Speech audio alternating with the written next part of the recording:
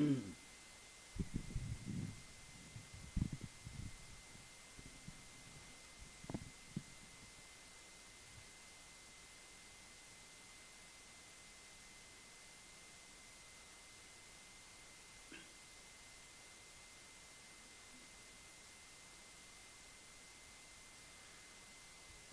start with our prayers. Sri Gurubhyo Namah Harihi Om Sahana Bhavatu Sahano Bhunaktu Sahaviryam Karvavahai Tejasvinavadhitamastu ma vidvishavahai. Om Shanti Shanti Shanti Harihi Om Asato ma Sadgamaya Tamaso ma Jyotirgamaya Mrityurma Amritam Gamaya Aviravirmayedhi. Om Shanti Shanti Shanti Harihi Om. Namastri Yatirajaya Vivekananda Suraye Satche Sukha Swarupaya Swami Tapaharini. May we be protected, may we be nourished, may we strive with energy and vigor, may our study be enlightening and not give rise to hostility. Om peace, peace, peace. Lead us to truth and not to untruth. Lead us to enlightenment and not ignorance. Let the self-manifest Atman lead us to immortality and not death. Let the self-manifest Atman grow in me. Om peace, peace, peace. I offer my devoted salutations to the Prince of Yogis, who is like a son, Vivekananda, who is existence, awareness, and bliss absolute.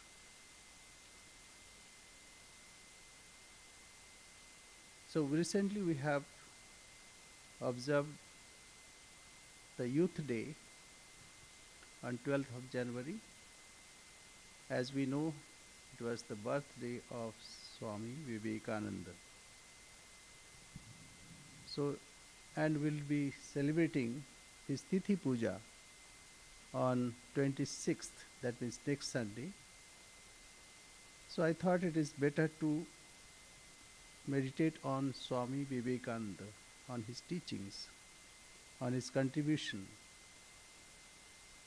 to the world, to India, and to the world culture. As we know, Swami Nivedita, his disciple, Margaret Noble, had found that Swami Vivekananda drew his inspiration from three sources. Number one, his guru, his Guru Sri Ramakrishna, as we know, and also from Gita. Gita here represents the spiritual treasure of India. It's not only Bhagavad Gita, but the spiritual scriptures that we have in India. And the third is Ganga. And Ganga is the tradition of India. It's not only the river, but it is the whole Ganga. Once we know that Holy Mother Sri Sharda Devi was sitting on the bank of Ganga, and when she saw a dream, of course it's not a dream, but a realization. Swamiji came behind her, and when he entered into Ganga and started sprinkling the Ganga water to the whole world, as it were. was sprinkling to all directions. So this is the tradition of India. After the passing of Sri Ramakrishna, Swami Vivekananda traveled all over the India, and there he was introduced to various traditions. And what he realized, that apparently India was dead because of colonial rules and because of slavery of few centuries. But when he traveled, he realized that India is still living. India was still living that time. Only thing, little, uh, say, because of superstition, because of ignorance, because of poverty, some ills have come, some errors have come. He thought that these are to be removed. So his travel all over the India was very helpful.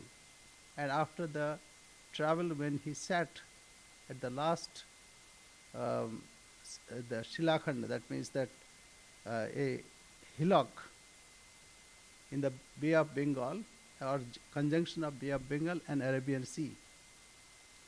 There he realized the past, the glorious past of India, and how it gradually deteriorated. It had its glorious days, but then gradually it deteriorated, and then he found the way that generally people thought that it is the religion of India that was responsible for its down, um, like it's going down. But he realized that it is not the religion of India, only the practice, because of its superstition or because of some aberrations on the path, India went down. Therefore, the solution lies to correct that measure. It is not to destroy the ship that by which India was traveling, but it was to repair. And that is what he undertook. And what is that? That the spiritual should be spiritual ideals should be invigorated. Later he indicated also that it is service and sacrifice. This is the ideal of India. If we can invigorate our national identity, national ideal, then India will again rise. So he got his inspiration from three sources. One is his guru, Sri Ramakrishna, where he realized that he represents the spirituality of India. And later we know that Romarola said that he lived a life of say about 2 millions of years, and about 360 millions of people's spiritual life. The quotation may not be the exact, but what is the point? But Sri Ramakrishna represents or represented that India who had rich culture and spiritual wealth, only that is to be distributed. So he got inspiration from Guru, and also Gita, the spiritual wealth that is in the form of scriptures. And the third one is the spiritual tradition of India. Swami Vivekananda realized that India is still living, and it can be rejuvenated by invigorating the strength of, of its ideal, that is sacrifice and service. So he took that uh, mission in his life, and initially he was not very sure about it, but later the indication was that he came to the USA. Now, a few words of his relationship with his guru. As we, as we know, he was skeptical in the beginning. He did not believe in traditional or whatever religion it was prevalent that time, because he thought it is full of ignorance, or people have not found the way. So whenever he would visit any holy person, he would ask this question: Sir, have you seen God? If you have seen God, can you show him? No one could answer his question properly. Only when he visited Sri Ramakrishna, he found a positive answer. He said, yes, I have seen God, and I see him. It's not that I have seen. I see him all the time, only more clearly, more clearly I can see him. And if you want, you also can see. Then he said, but who wants to see him? Everybody is busy with his family and secular matters. Those who are real seekers, they will see. So this assured him, and his his interaction with his guru guided him to what Swami Vivekananda developed later. So it is his guru. So spiritual guidance he received from Sri Ramakrishna, and it guided his personality. What he was very eloquent about Sri Ramakrishna was that he used to say Sri Ramakrishna was love personified. He said Sri Ramakrishna was Love. Because of his love, he bought, as it were, Swami Vivekananda, that time Narendra Datta. So his love and gradual transformation was very important, because that shaped him.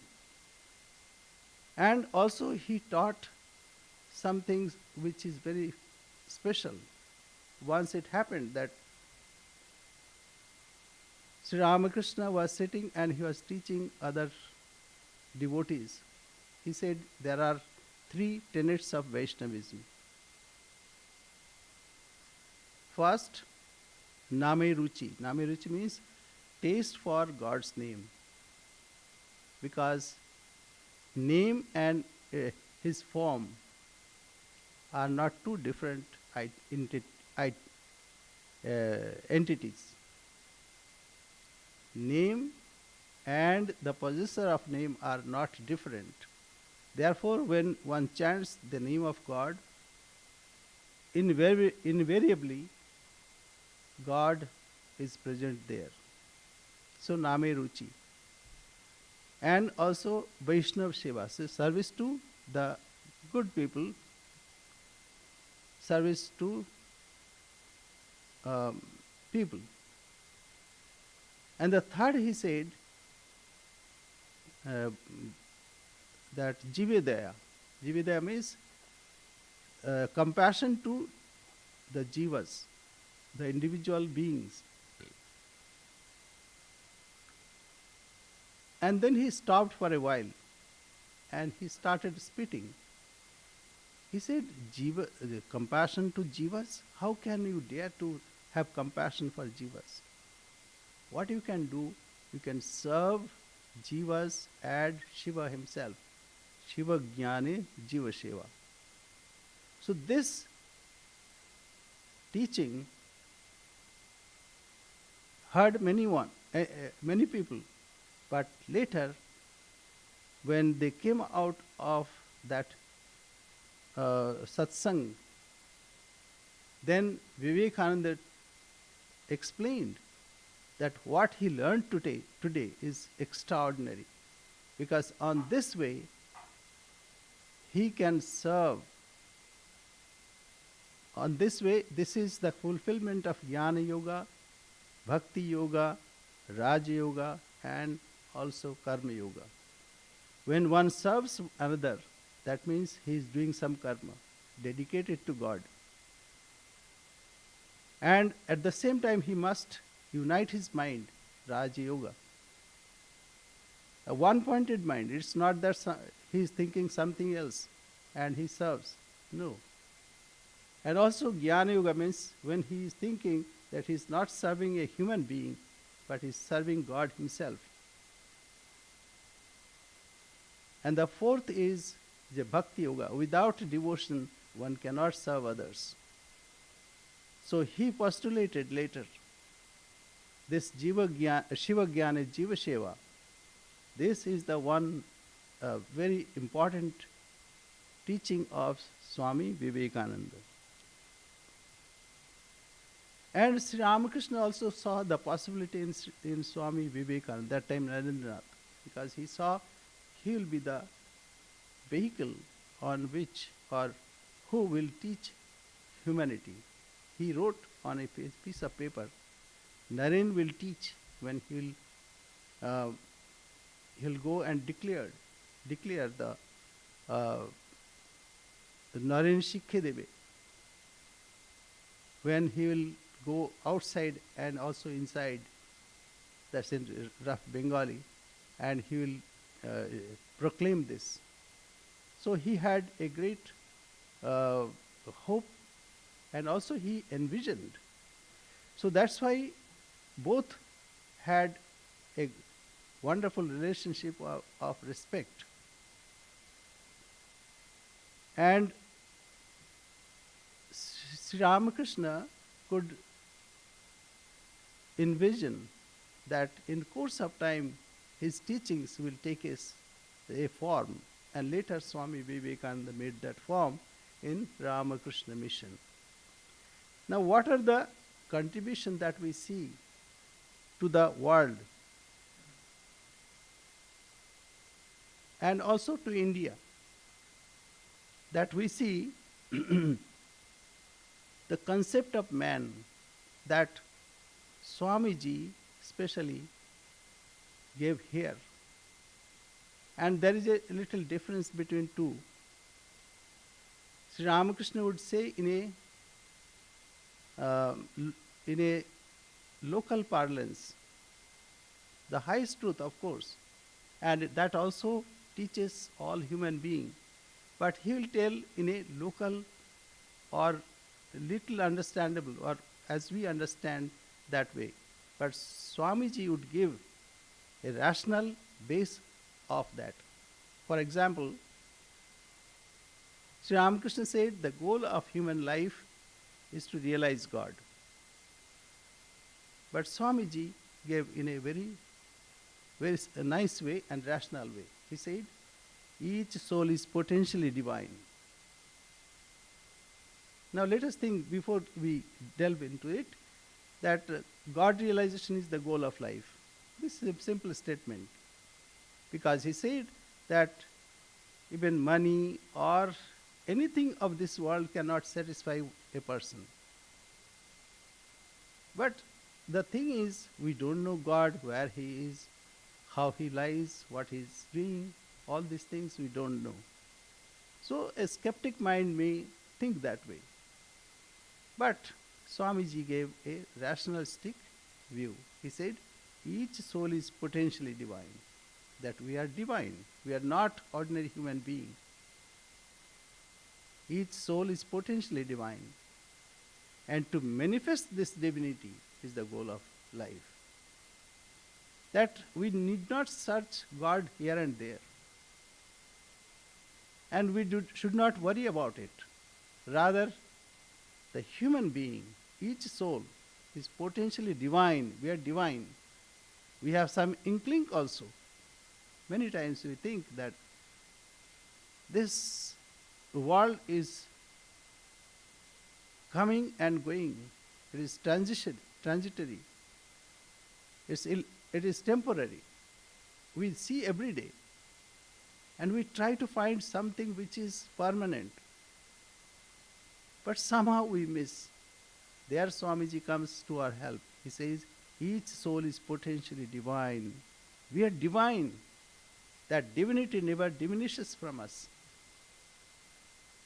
So this divine is to be manifested. And then he said, how can be manifested? By controlling nature, internal and external. So each soul is potentially divine. To manifest this divinity is the goal of life. It cannot be otherwise. Money will come, will go. Reputation will come and go. All other things will come and go. But divinity that is inherent within us, that cannot go from us. So how to achieve it? By controlling nature, internal and external. Now he says, do it by work. We want means how to achieve it. So do it by work or worship. Worship your deity, sing his glories. That's another way. Or psychic control. Or knowledge and be free. This is the whole of religion. Doctrines, dogmas, churches, Bibles, these are secondary details. So we see he gave a solid foundation. What his guru taught in simple term, he gave this a rationalistic view. So this way man is transformed now. Man is no more a human being. He is divine. And one divine should serve another divine. Serve God in man. Service to human being is to be equated with service to God. And Swamiji also indicated the basis of morality and ethics. We understand this society runs smoothly. Though we see so much of chaos, so much of conflict, so much of hatred in so many forms, but still there is something which is binding us, and that is spiritual principles. Spiritual principle with its subsets. What are those? Morality, ethics. So this morality and ethics, etc., its basis is a spiritual idea. Swamiji gave a concrete form of that. He said, why I should not strangulate others? Why should not I kill others? Because if I kill others, it is killing myself. That means what? Unity in diversity. It is one who is manifesting as many. We may see different beings. We may see various forms, but these are apparent. In reality, there is one unity. Unity of existence. We are one. When we see someone is suffering, we understand its suffering, and also we feel sympathy, empathy. It's because these are not different. Neha nanasti kinchana. our tradition, our Veda says, there are not many, though it may look like many, but actually it is one and the same manifesting in different form. So he gave a concrete basis of ethics, even ethics and morality, because it is the one, and if we harm others, if we hate others, we are hating ourselves. So this is his basis of morality and ethics, and he gave a concrete foundation. He was as if a bridge between East and West. We see we have Eastern values, especially India, and also we have Western values, especially as of now we can see the United States of America, or Western culture as a whole we can see. So he was as if a bridge, because he was raised in both ways. Education wise, he was Western, but when he got connected with Sri Ramakrishna, he got the Eastern values. And he inculcated both of them. He said, yes, we need Eastern spirituality, but we also need Western science and organization of things. And when he returned, he said, I am in love, or here I think. He said, I'm in love with something. And then a lady asked, who is that girl? Then he said, no, it's the organization. So that is why when he returned, he said, if we are separate, we are different, we cannot do great work. Therefore, there should be an association. And then he established Ramakrishna Mission there in India. And in last more than 100 years, it is doing human work there, services there. And here we do Vedanta centers. But in India it is different, because that time India was poor, uneducated, many people were illiterate. So it had social needs. So he started Ramakrishna Mission there to impart all those services. So he was a bridge of Eastern and Western thoughts. Then we see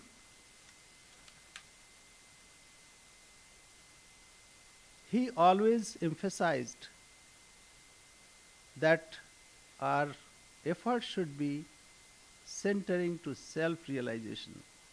He would say, if there is a gold or there is something, some valuable in the next room, a thief cannot sleep, because if he sleeps quietly, that means he is not a thief. If he knows there is gold or some valuable by his side, he will try to take it. So if there is God, he should be realized. And he made his life his mission to realize him, and he achieved it. But he always inspired others, so that we also strive to realize God. So self-realization, he made his theme of his teachings. And as we have already discussed, that unity of existence and encouraged universal brotherhood. That is why after his talk in the Parliament of Religion, what we see, that a series or a group of people, they started a movement, interfaith dialogue, as we know today. So he was the inspirer of that. And it is to inculcate the universal brotherhood, because the basis of that is the unity of existence. We are all one. Therefore, there should not be any conflict. Then he also emphasized the importance of education. When he returned to India, he said, education, education, education. Education is the panacea of all ills. So education is very important. And he would always say, those who are not literate, we are to educate them. But those who have education, they also must have another education, skill education. One must stand on his own 2 feet, independent. So that is very important. And those who are educated and they are also skilled, they need another kind of education, spiritual education. Because howsoever it is good, the knowledge that we have, secular knowledge that we have, it is not sufficient. There must be spiritual education. As we know, in Upanishad it is said, Dve vidye veditebbe. 2 kinds of vidyas are there. One is para and chapara. One is supreme, one is not supreme. So whatever education that we receive here is apara vidya. But apara vidya may be good, but it is not uplifting. It may help us in improving our way or life standards. But it will not improve our inner life. So to inculcate that, we need spiritual education. So that he always emphasized. What he encouraged is fearlessness and strength. He said all ills starts with weakness. All kinds of weakness to be shunned.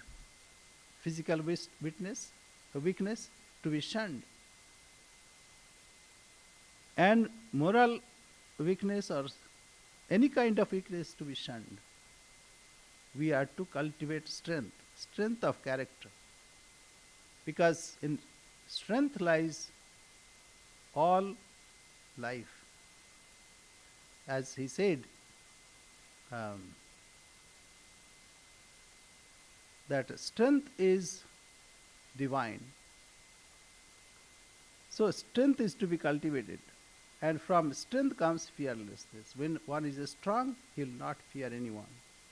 Fear is another enemy that breeds. In its presence, all are weaknesses. So fearlessness also is required. Then he also encouraged meditation and yoga.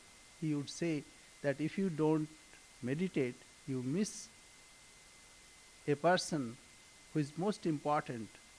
So therefore, you are to meditate every day. And yoga, nowadays we know only physical yoga, but it is not only physical, but yoga means to unite oneself with the divine. Then also he encouraged faith in oneself. If we have faith within ourselves, then we'll have faith in others. Because we will not see another person is enemy to us. When we have self-respect, then we'll respect others also. So that is why faith in oneself is very important, and he always encouraged. By this interaction with the world, what he did, that was a byproduct, was honor for India and Indian philosophy and global awareness. Many unknown thing which was not known to Western world, he introduced those things to the Western world. And that way he encouraged people to open the vistas and to see what is lying beyond this uh, the limited sphere. So that was his contribution, that global awareness of Indian philosophy. And he also inspired many leaders. Those leaders later, they acknowledged it. Even Mahatma Gandhi, when he said that when I read Vivekananda, after reading him, then my devotion to my country became thousandfold. So this is not only a singular case, but other leaders also, they said that Vivekananda, with all his modern outlook, still was deeply embraced with the Indian traditions. So this way we find, and also in Western world also there was a great awareness.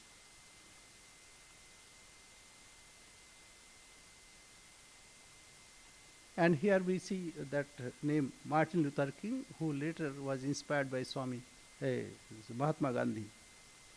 The promotion of yoga and meditation that we have said that after him then started this revolution of yoga here.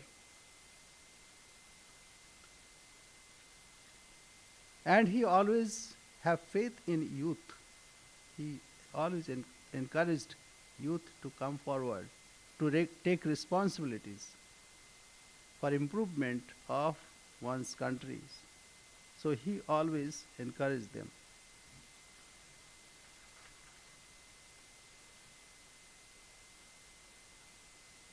And in the course of this, he also was cause for our social reform, because that time some downtrodden brothers of our say country in India especially, he saw that they are in a very bad shape, so he encouraged to improve their lot.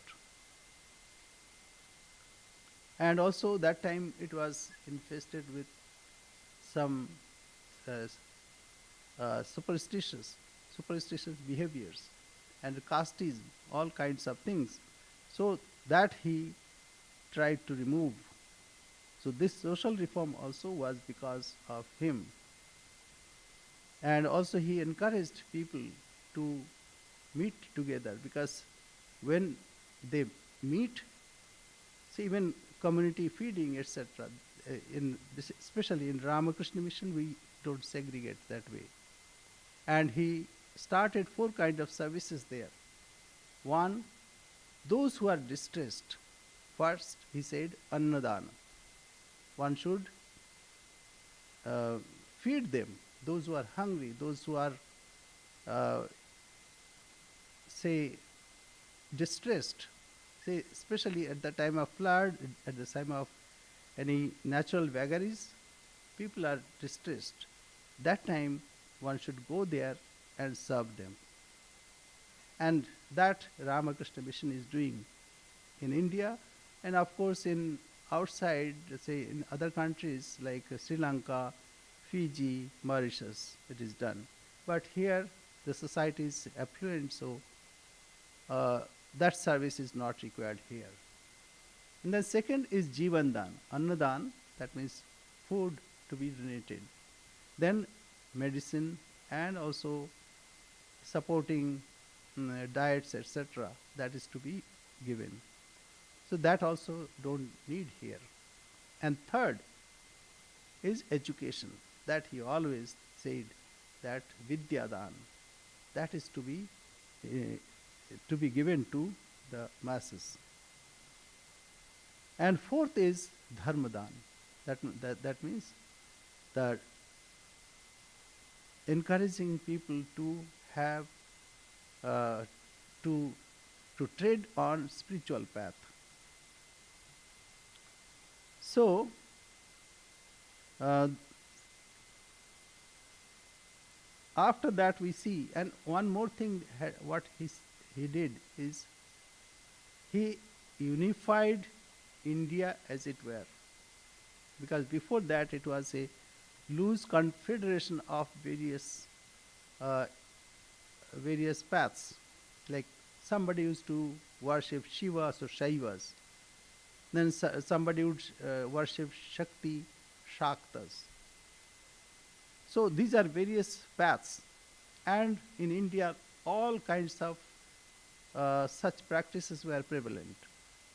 But what he did, as Nivedita indicated, that when he stood in front of the Parliament of Religion and he presented the paper on Hinduism, then as if Hinduism was created, because he brought the common factor or the main or salient points that are important for Sanatan Dharma, Hindu Dharma. Sanatan Dharma, the Hindu Dharma is also called Sanatan Dharma, it's an eternal religion. So he brought that identity as a religion. Before that, there was so much of conflict, not physical violence, but hating or showing that their path alone is real and others are not. There are no good. So it may be said that when he began to speak, as Nivedita said, that when he began to speak, it was of the religious ideas of Hindus, but when he ended, Hinduism had been created. So this is what Nivedita observed, and that way he unified.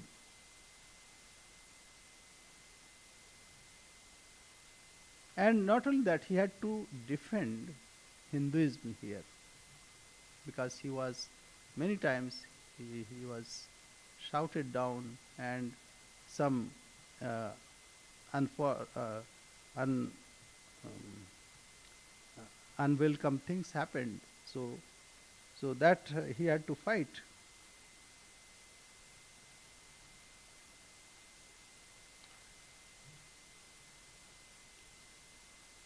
What he did more thing is that especially he improved the monasticism. Before that, some monks would renounce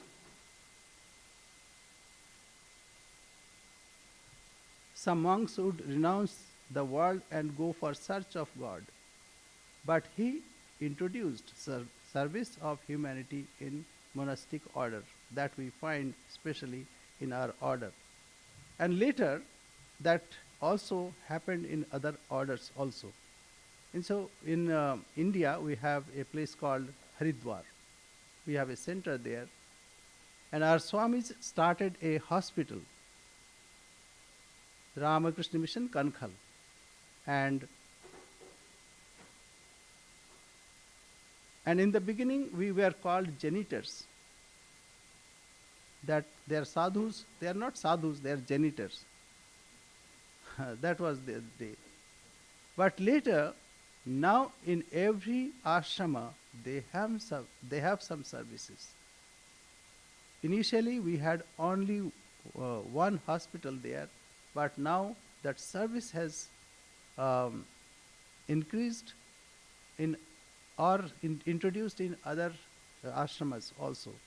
So he has reformed the monasticism. Not only God realization is the goal of life, but that can be achieved by serving human being. So let us now read some teachings of Swami Vivekananda. He said, "My ideal indeed can be put into few words, and that is to preach unto mankind their divinity and how to make it manifest in every movement of life. So, this is his ideal, that he always tried to give a stress that we are divine in nature. And in every movement, every dealings, that divinity should be manifested. Whatever we do, if we are in an office, then we are to deal in such a way that we are thinking that with whom I am interacting is divine and no human being. Similarly, whatever we do in our day-to-day life, our activities can be deified. Then he said, education is the manifestation of the perfection already in man. As we know that we have same hands and same avenues as an ignorant person has the same.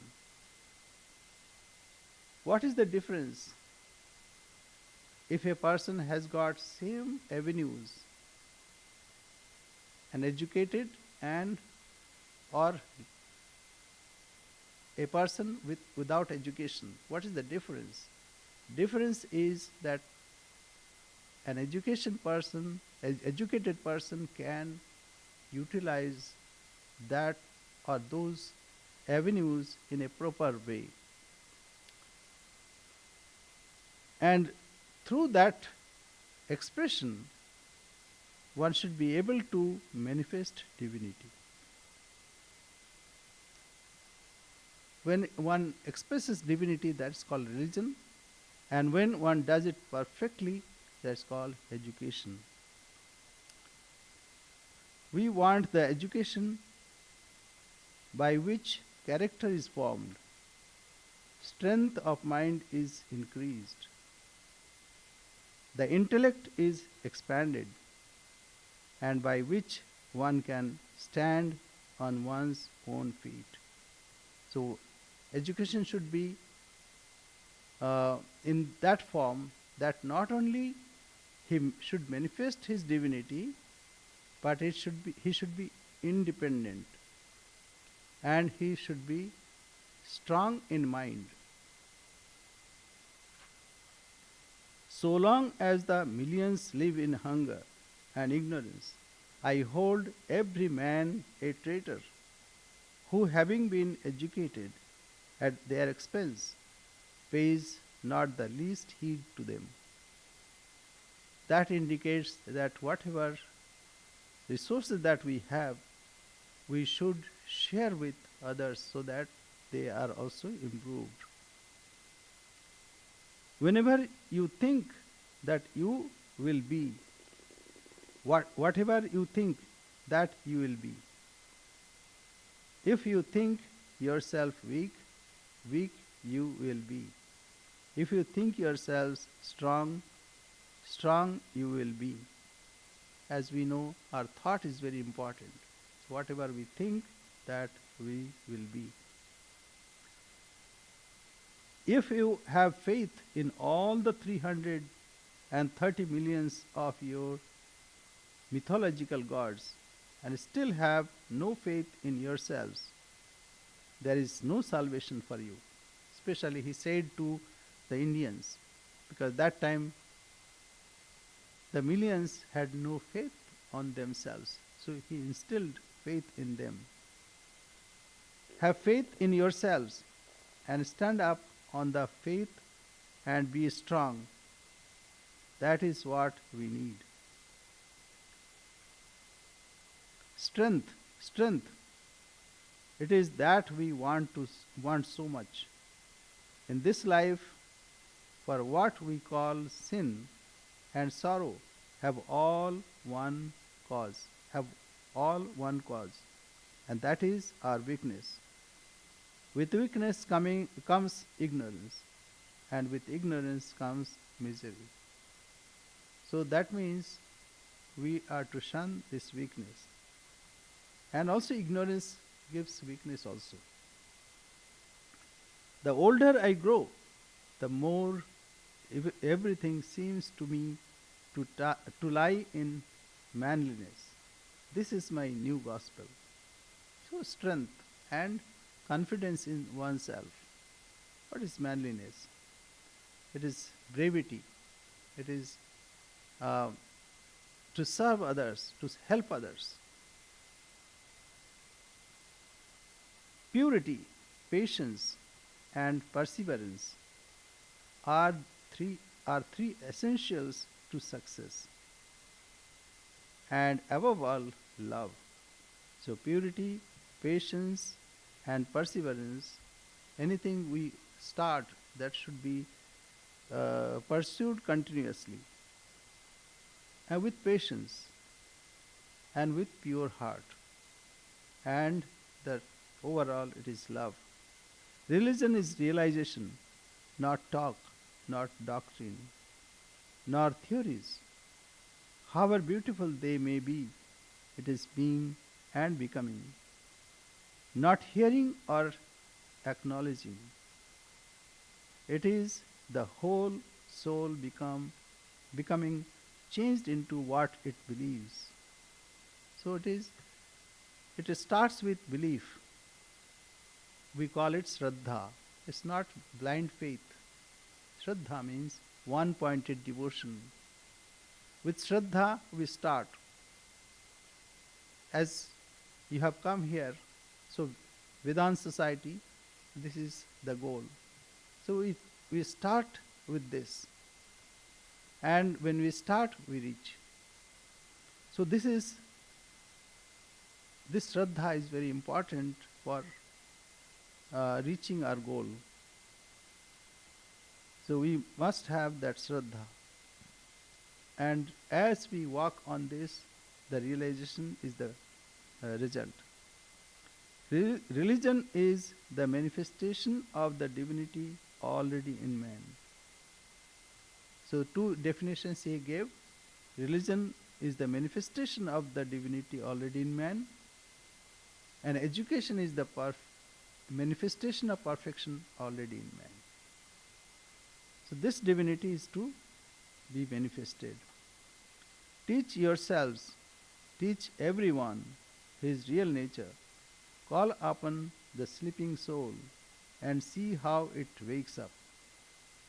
Power will come, glory will come, goodness will come, purity will come, and everything that is excellent will come when this sleeping soul is roused to self-curiosity, self-conscious activity.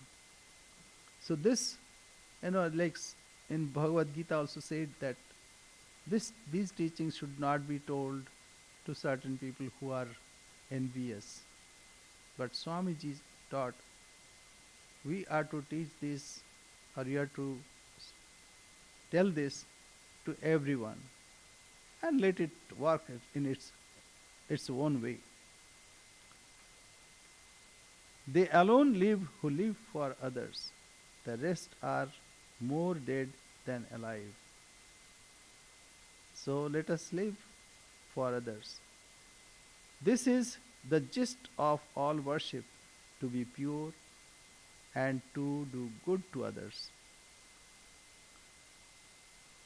It is love and love alone that I preach, and I base my teaching on the great Vedantic truth of the sameness and omnipresence of the soul of the universe. So this is what he realized, and also what he preached. He had such an identity that once he was strolling, and while going, there was a big mirror, and he was going and stopping in front of the mirror and turning back and go. Again, on his return, again he would stand in front of the mirror and would go back. So the lady was observing. Then she asked, "Who is that pretty lady?" Because she thought that Swamiji is looking at him to, and whatever way you know better. But Swamiji said, "No, no. I was trying to remember whether I remember my face or not. But as soon as I turn, I forget myself." That is why he later said that I am a voice without a form. He never, or after realization, he never thought that he is a human being. I am a voice without form. So, this realization, all the time we are in that awareness. But somehow it creeps in that we are human beings. Say when we are reading, we forget who we are. When if you are concentrated there. In our sleeping, we forget who we are. In our dream and in our deep sleep also we forget who we are.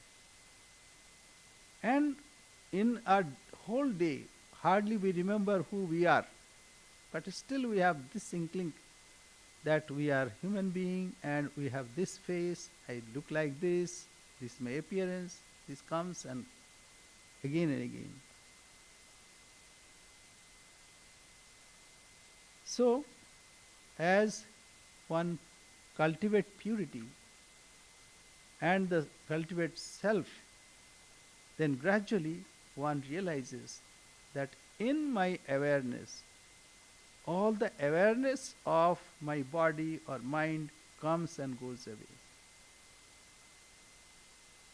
So we are self all the time, whether we realize or not, we are the self all the time. In my consciousness, in our consciousness, everything floats. And various ideas come and we identify somehow something lingers longer. But when it comes and goes away, that time also we are that same self. This is the gist of all worship, to be pure and to do good to others. It is love and love alone that I preach, and I base my teaching on the great Vedantic truth of the sameness and omnipresence of the soul of the universe.